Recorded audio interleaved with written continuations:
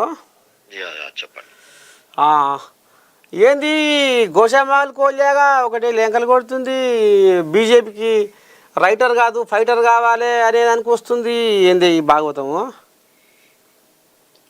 అంటే ఇప్పుడు అయితే పార్టీలో లేడు కదా తాత. ఆ, ఆ, ఇక బయట ఉండి విమర్శలు చేస్తే దానికి ఇదేముంటుంది. ఉమ్, అందరు విమర్శలు మస్తు మంది చేస్తారు. కాంగ్రెస్ వాళ్ళు చేస్తారు, ఉమ్, టిఆర్ఎస్ వాళ్ళు చేస్తారు. ఉమ్, వీరు కూడా బయటకు వెళ్ళినారు కాబట్టి వారికి మరి వారికి ఉన్న అభిప్రాయాలు వాళ్ళు చెప్తుంటారు. ఉహు. దానికి ఇక అన్నోళ్ళ ప్రతి ఒక్కరికి మనం సమాధానాలు ఏమిస్తాం. అవు అవు అవు ఈ రోజు బీజేపీ కన్యాకుమారి నుంచి కాశ్మీర్ దాకా ప్రజల దీవెన పొందుతా ఉంది. ఉమ్, ఒక 3 రాష్ట్రాలు తప్ప మిగతా రాష్ట్రాల్లో గవర్నమెంట్ ఉంది. కేంద్రంలో 3 సార్లు గెలిచింది. ఉమ్, ఇక గన్ని కోట్ల మంది ప్రజలు మాట్లాడుతుంటే అందులో కొంతమంది ఈ రకంగా మాట్లాడుతుంటే మనం ఏమంటాం.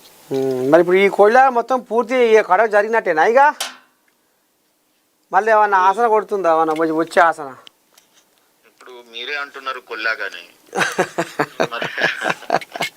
అదే అది ఏమంటుంది అంటే ఉరుకులో పెడితే అవుతుంది. ఆ తెలంగాణలో బీజేపీ అధికారంలోకి రావాలంటే ఉరుకులో పెడితే కావాలి, కానీ నిమ్మలంగా ఉంటోళ్ళు ఉంటే ఏడైతుంది పని అనుకొస్తుంది కోళ్ళ. ఇప్పుడు కొల్లాగలకు రైతు జర ఎట్లా చెప్తే అట్లా ఇంటే పంట మంచిగా వస్తుంటది. ఇక మామూలుగా కొల్లాగకు మరి మనం ఏం చెప్పగలుగుతాం చెప్పండి. ఏమన్నా సో ఇది పెద్ద ఇష్యూ కాదు. ఇవన్నీ పార్టీకి ఇప్పుడు ఎంతసేపు మీకు కావాల్సింది ఏంటంటే వాళ్ళకి మాకు కొట్లాటలు, ఒకరికొకరు కొట్లాటలు, నార్ద మార్షులు అయిపోయారు మీరు మీడియా అంతా. తాడూరు సీనే నాది మీకే అసలు మరి నిజమా కాదా? మరి ఆ కోడిలాగా గట్ల వెళ్ళబోసుకుంటుంది కాబట్టి. అంటే నారదుడేమో వీణ పట్టుకొని తిరిగేది, నువ్వేమో కట్టె పట్టుకొని తిరుగుతున్నావు. ఓ అమ్మా, నేనేమంటున్నంటే పార్టీ ఈ రోజు ఇంటర్నేషనల్ గా వేరే దేశాలతో వ్యాపార ఒప్పందాలకు ప్రధానమంత్రి గారు బిజీగా ఉన్నారు.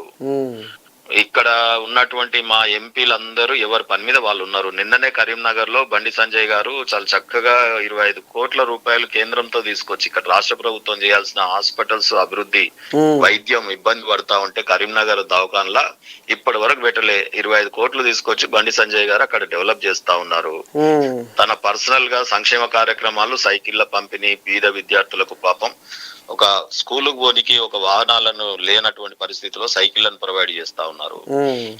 సో అదే రకంగా ఇక్కడ కిషన్ రెడ్డి గారు రైల్వే స్టేషన్ల అభివృద్ధి తిరుగుతూ చూస్తా ఉన్నారు. రైల్వే కోచ్ ఫ్యాక్టరీని పరిశీలిస్తా ఉన్నారు. వాటికి కావాల్సిన సరంజామా ఏర్పాటు చేస్తా ఉన్నారు. ఇంకేమేం కావాలనేది చూస్తా ఉన్నారు. మిగతా మా ఎంపీలందరూ కూడా ఎవరి నియోజకవర్గాల్లో వాళ్ళు